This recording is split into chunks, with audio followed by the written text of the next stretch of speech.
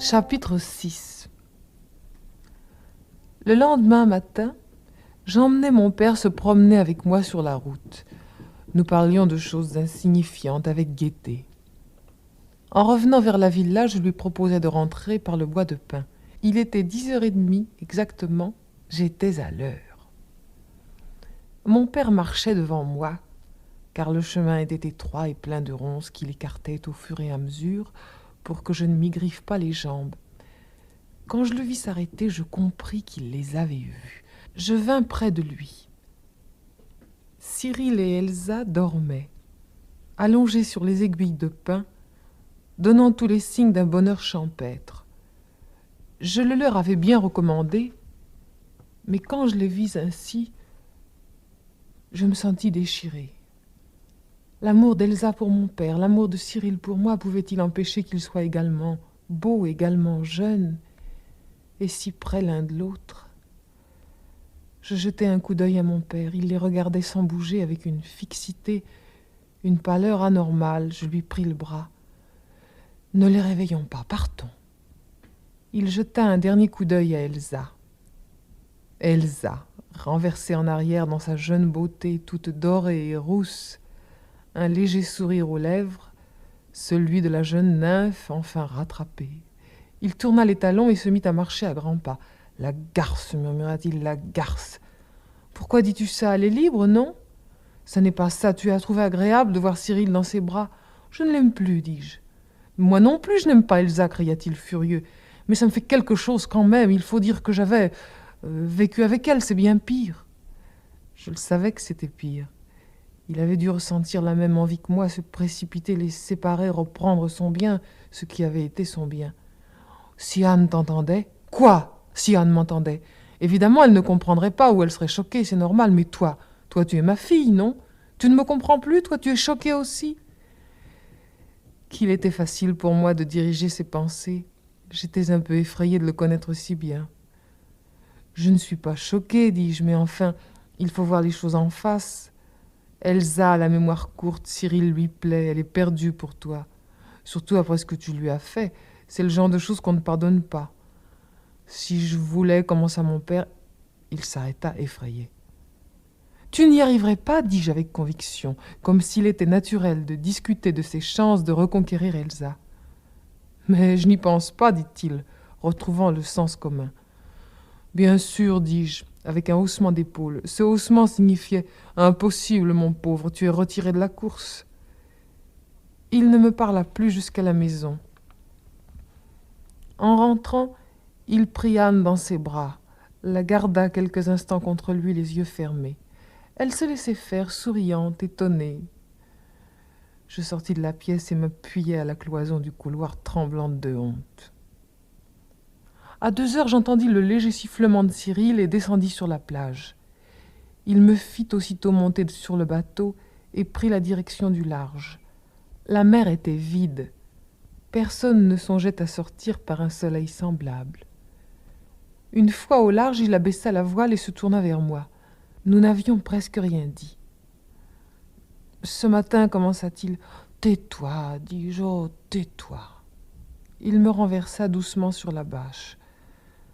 Nous étions inondés, glissants de sueur, maladroits et pressés. Le bateau se balançait sous nous régulièrement. Je regardais le soleil juste au-dessus de moi, et soudain le chuchotement impérieux et tendre de Cyril. Le soleil se décrochait, éclatait, tombait sur moi. Où étais-je? Au fond de la mer, au fond du temps, au fond du plaisir. J'appelais Cyril à voix haute. Il ne me répondait pas, il n'avait pas besoin de me répondre. La fraîcheur de l'eau salée ensuite. Nous rions ensemble, éblouis, paresseux, reconnaissants. Nous avions le soleil et la mer, le rire et l'amour. Les retrouverions-nous jamais comme cet été-là, avec cet éclat, cette intensité que leur donnait la peur et les autres remords? J'éprouvais, en dehors du plaisir physique et très réel que me procurait l'amour, une sorte de plaisir intellectuel à y penser. Les mots « faire l'amour » ont une séduction à eux très verbale, en les séparant de leur sens. Ce terme de « faire », matériel et positif, uni à cette abstraction poétique du mot « amour », m'enchantait. J'en avais parlé avant, sans la moindre pudeur, sans la moindre gêne, et sans en remarquer la saveur. Je me sentais à présent devenir pudique. Je baissais les yeux quand mon père regardait Anne un peu fixement. Quand elle riait de ce nouveau petit rire bas, indécent, qui nous faisait pâlir mon père et moi et regarder par la fenêtre. Eussions-nous dit à Anne que son rire était tel qu'elle ne nous eût pas cru. Elle ne se comportait pas en maîtresse avec mon père, mais en amie, en tendre amie. Mais la nuit, sans doute, je m'interdisais de semblables pensées, je détestais les idées troubles. Les jours passèrent. J'oubliais un peu Anne et mon père et Elsa. L'amour me faisait vivre les yeux ouverts dans la lune, aimable et tranquille. Cyril me demanda si je ne craignais pas d'avoir d'enfants. Je lui dis que je m'en remettais à lui et il sembla trouver cela naturel. Peut-être était-ce pour cela que je m'étais donnée si facilement à lui, parce qu'il ne me laisserait pas être responsable et que si j'avais un enfant, ça serait lui le coupable.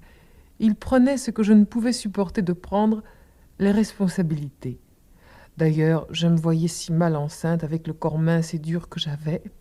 Pour une fois, je me félicitais de mon anatomie d'adolescente. Mais Elsa s'impatientait. Elle me questionnait sans cesse. J'avais toujours peur d'être surprise en sa compagnie ou en celle de Cyril. Elle s'arrangeait pour être toujours en présence de mon père. Elle le croisait partout.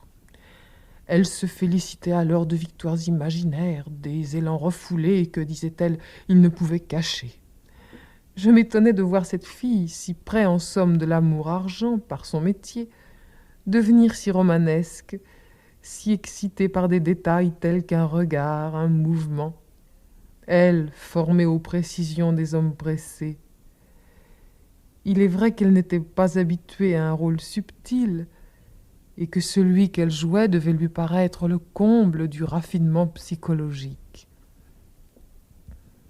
Si mon père devenait peu à peu obsédé par Elsa, Anne ne semblait pas s'en apercevoir.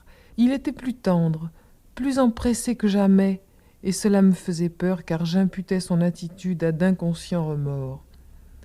Le principal était qu'il ne se passât rien pendant encore 3 semaines. Nous rentrerions à Paris, Elsa de son côté, et s'ils y étaient encore décidés, mon père et Anne se marieraient. À Paris, il y aurait Cyril, et de même qu'elle n'avait pas pu m'empêcher de l'aimer ici, Anne ne pourrait pas m'empêcher de le voir. À Paris, il avait une chambre loin de sa mère. J'imaginais déjà la fenêtre ouverte sur les ciels bleus et roses, les ciels extraordinaires de Paris, le roucoulement des pigeons sur la barre d'appui, et Cyril et moi sur le lit étroit.